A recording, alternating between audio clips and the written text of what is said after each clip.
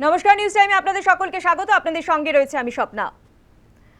গ্রেফতার করা হচ্ছে পানিহাটির প্রাক্তন তৃণমূল কংগ্রেস বিধায়ক নির্মল ঘোষকে। আপনারা জানেন যে ইতিমধ্যেই আরজিকর কাণ্ডে অভয়ের বাবা মা নতুন করে এফআইআর দায়ের করে এবং সেই এফআইআরে নির্মল ঘোষের নাম রয়েছে। এবার গ্রেফতার করা হলো পানিহাটির প্রাক্তন তৃণমূল কংগ্রেস বিধায়ক নির্মল ঘোষকে।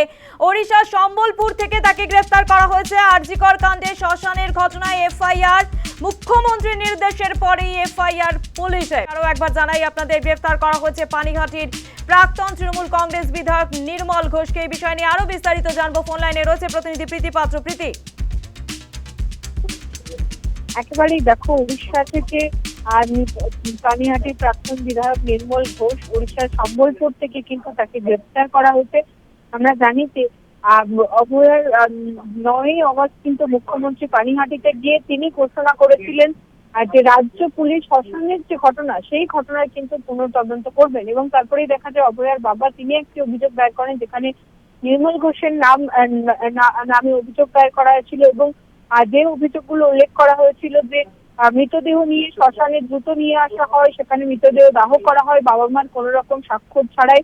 আরজিকর হাসপাতাল থেকে একেবারে গ্রিন করিডোরে করে কিন্তু মৃতদেহ নিয়ে আসা হয়েছিল এবং সব থেকে উল্লেখযোগ্যভাবে বাবা মার স্বাক্ষর ছাড়াই কিন্তু সেটা দাহ করা হয়েছিল। তথ্য প্রমাণ লোপাটের চেষ্টা করেছেন নির্মল ঘোষ, তিনি প্রশাসনকে প্রভাবিত করেছেন, এমনটাই কিন্তু অভিযোগ তার বিরুদ্ধে করা হয়েছিল এবং সেই অভিযোগের ভিত্তিতে নির্মল ঘোষ, পানিহাটির প্রাক্তন বিধায়ক, তাকে কিন্তু গ্রেফতার করা হলো। উড়িষ্যার সম্বলপুর থেকে তাকে গ্রেফতার করা হয়েছে এবং এটা কিন্তু প্রথমবার নয়, এর আগেও আমরা দেখেছি প্রথম দিন থেকে কিন্তু অভয়ার বাবা মা তারা কিন্তু বারবার পানিহাটির বিধায়ক তার বিরুদ্ধে সরব হয়েছেন। তারা বারবার অভিযোগ করেছেন তিনি তদন্তে বাধা দিচ্ছেন, প্রশাসনকে প্রভাবিত করার চেষ্টা করছেন। তবে সেই সময় যেহেতু তৃণমূলের সরকার ছিল, ফলে সেক্ষেত্রে কিন্তু তার বিরুদ্ধে কোনো ব্যবস্থা নেওয়া হয়নি এবং পরবর্তীতে আমরা দেখলাম মুখ্যমন্ত্রী তিনি নির্দেশ দিলেন এবং 3 দিনের মাথায় কিন্তু গ্রেফতার করা হলো তৃণমূলের প্রাক্তন বিধায়ক নির্মল ঘোষ। এবার কিন্তু তাকে আজ ট্রানজিট রিমান্ডে করে নিয়ে আসা হবে এবং আগামীকাল কিন্তু তাকে আদালতে পেশ করা হবে এবং তারপরেই নিজেদের হেফাজতে নেওয়ার আবেদন জানাবেন তদন্তকারী আধিকারিকরা এবং হেফাজতে পাওয়ার পর কিন্তু পরবর্তী তদন্ত, অর্থাৎ কেন সেই দিন তার দেহ তড়িঘড়ি সহিত শ্মশানে নিয়ে আসা হলো, বাবা মার স্বাক্ষর ছাড়া কেন সেটি পুড়িয়ে দেওয়া হলো, গ্রিন করিডোরে করে কেন নিয়ে আসা হলো, কার নির্দেশ ছিল বা তথ্য প্রমাণের কোনো লোপাটের কোনো চেষ্টা চলছিল কিনা, গোটা বিষয়টি কিন্তু তদন্ত করে জানার চেষ্টা করবেন তদন্তকারী আধিকারিকরা। বেশ, ধন্যবাদ প্রীতি তোমার। গ্রেফতার করা হয়েছে পানিহাটির প্রাক্তন তৃণমূল কংগ্রেস বিধায়ক নির্মল ঘোষকে। ওড়িশার সম্বলপুর থেকে তাকে গ্রেফতার করা হয়েছে। আরজিকর কাণ্ডে শ্মশানের ঘটনায় এফআইআর, মুখ্যমন্ত্রীর নির্দেশের পরেই এফআইআর করে পুলিশ এবং এফআইআর এর নাম রয়েছে প্রাক্তন তৃণমূল বিধায়ক নির্মল ঘোষের। অভিযোগ, অভয়ের দেহ দ্রুত শ্মশানে নিয়ে এসে দাহ করা হয় এবং বাবা মায়ের স্বাক্ষর ছাড়াই অভয়ার দেহ দাহ করা সেই অভিযোগেই কিন্তু গ্রেফতার করা হয়েছে প্রাক্তন তৃণমূল কংগ্রেস বিধায়ক নির্মল ঘোষকে। ওড়িশার সম্বলপুর থেকে তাকে গ্রেফতার করা হয়েছে।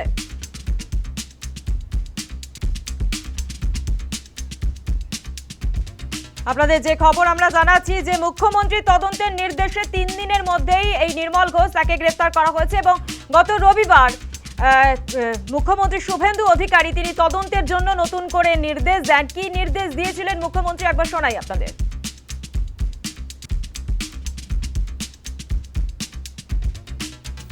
কিন্তু একটি জায়গা আমি খুঁজে পেয়েছি যেখানে রাজ্য পুলিশের ঢোকার সুযোগ রয়েছে, সেটা হলো ক্রিমেশন ঘাট, Natagarh, Kadamtala, CR park, under ঘোলা পিএস।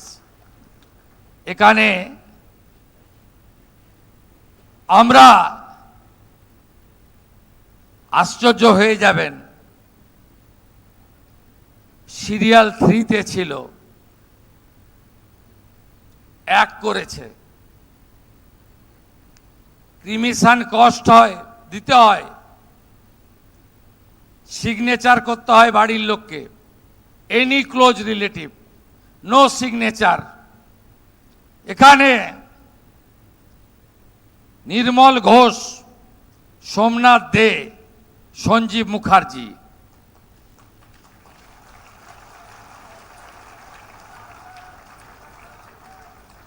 এই 3 জন এই কাণ্ড করেছেন। আমি সিপি আছে, সিপি ব্যারাকপুর হেয়ার, এটাতে সিবিআই নেই। Please start new case and take appropriate action. আপনাদের শোনালাম মুখ্যমন্ত্রী তিনি নির্দেশ দিয়েছিলেন যে কারুকে ছাড়া হবে না, যার যার নাম আছে, অর্থাৎ একদিকে নির্মল ঘোষ প্রাক্তন তৃণমূল কংগ্রেস বিধায়ক, তার নাম রয়েছে, অন্যদিকে সোমনাথ দে এবং পানিঘাটির প্রাক্তন তৃণমূল কাউন্সিলর সন্দীপ মুখার্জি, তারও কিন্তু নাম রয়েছে এফআইআরে। ইতিমধ্যে নির্মল ঘোষ তাকে গ্রেফতার করা হয়েছে।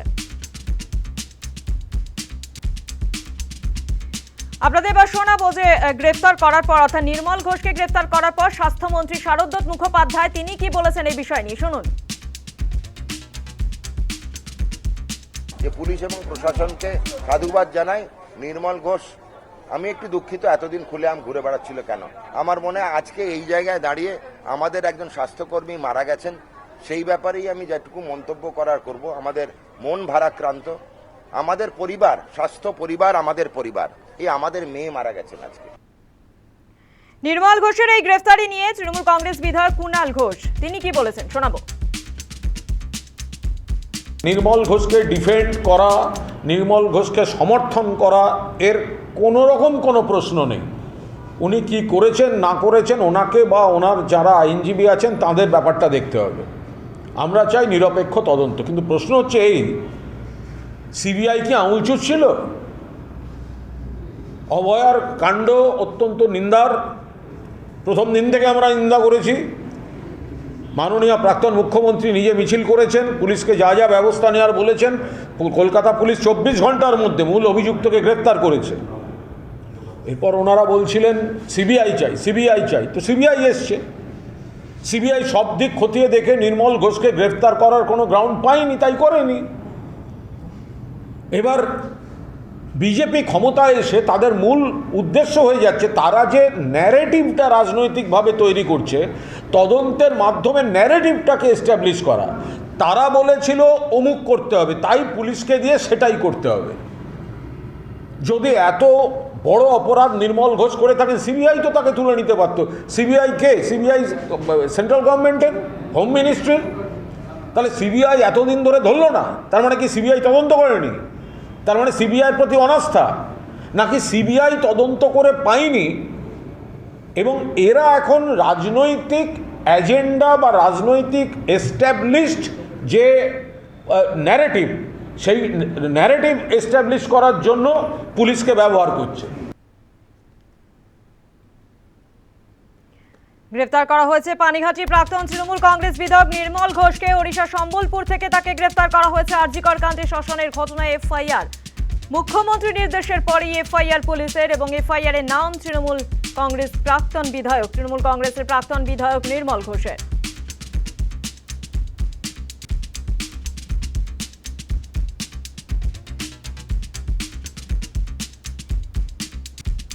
আপনাদের শোনাবো যে মুখ্যমন্ত্রী শুভেন্দু অধিকারী যেদিন নির্দেশ দিয়েছিলেন তদন্ত করার, সেই দিনই কি বলেছিলেন অভয়ের বাবা, শুনবো। জানি না, আমি এর ব্যাপারে আমি অ্যাডভোকেট না, পুলিশ জানে বিষয়গুলো। আমার মেয়ের ন্যায় বিচারের দাবিতেই থানায় গেছিলেন। উনি যা আশ্বাস দেওয়া দিয়েছেন, এটা প্রকাশ্যে এগুলো আনবো না। এগুলো আগে গ্রেপ্তার হোক, তারপরে আসবেন, পুরো খোলাখুলি সব বলবো। নতুন করে কি এফআইআর হয়েছে না মুখ্যমন্ত্রীর নির্দেশে এটা হচ্ছে? মুখ্যমন্ত্রীর নির্দেশেই হচ্ছে।